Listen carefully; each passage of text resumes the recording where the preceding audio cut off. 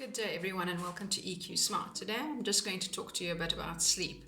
I think the most important thing to understand about sleep is the 4 stages involved in sleep. Stage 1 is kind of when you start falling asleep, your brain waves start slowing down, you're easily awakened in the state. It's often accompanied by kind of a jerking reaction or the feeling that you're going to fall.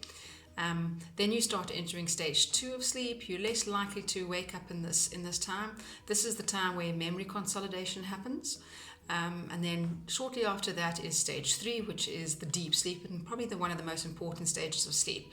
And lack of deep sleep can cause concentration problems, memory problems, problems with mood, and a whole host of other things, as well as lowering your immune system. And that's why people with insomnia or people going through really sort of poor patterns of sleep, their immune system is so low and their mood can be compromised as a result. And in this deep sleep, what also happens is the cerebral spinal fluid of the brain kind of basically flushes out the brain like a toilet system. And what it does is it releases the brain's toxins and waste that has developed. And if this process hasn't happened because you're not entering a deep enough state of sleep or you're battling with sleep, this waste and toxins just left there, and that's what is known to contribute to Alzheimer's and the development thereof. And then the last stage of sleep is known as rapid eye movement or REM sleep. This is generally where our dreaming takes place. And this is also important just to kind of, work through things that have happened throughout the day. Paralysis happens where your body becomes paralyzed so that you don't act out your dreams, which is really important.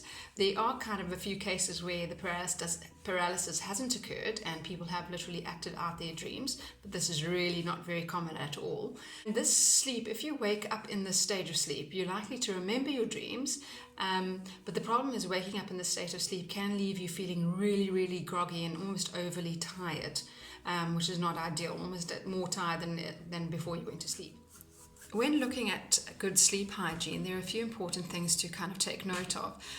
So for example, the temperature of the room. The ideal temperature of a bedroom should be between 18 and 22 degrees.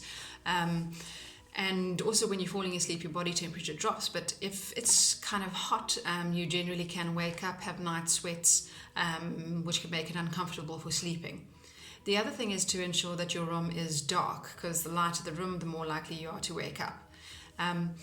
Also avoiding technology, which should be done an hour or 30 minutes at least before going to bed, because what technology does in terms of TVs, cell phones, laptops, and all these devices, they emit a blue light, which kind of awakens the brain and stops the production of melatonin. So your brain doesn't actually know, is it nighttime or is it daytime? So that can also contribute to why you're staying awake.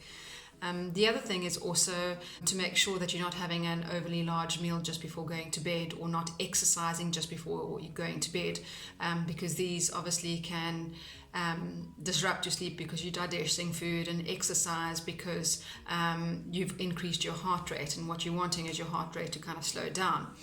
The other important thing is, maybe looking at reading a book just before going to bed, so kind of winding your day down, slowing it down, or doing a few meditative exercises, just so that you kind of, priming your brain into sleep.